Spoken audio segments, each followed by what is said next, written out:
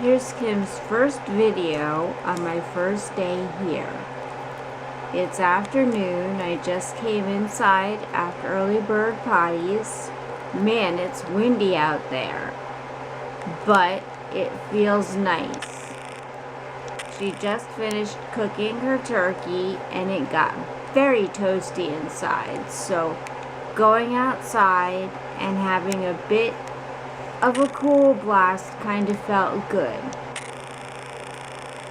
For some odd reason, now I've decided to lie right in front of the back door.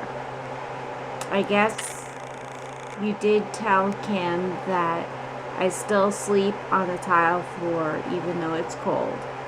So she's not gonna worry, especially since I'm in the kitchen and it's still warm because of the oven. So I hope you guys had a good trip, and I will talk to you soon.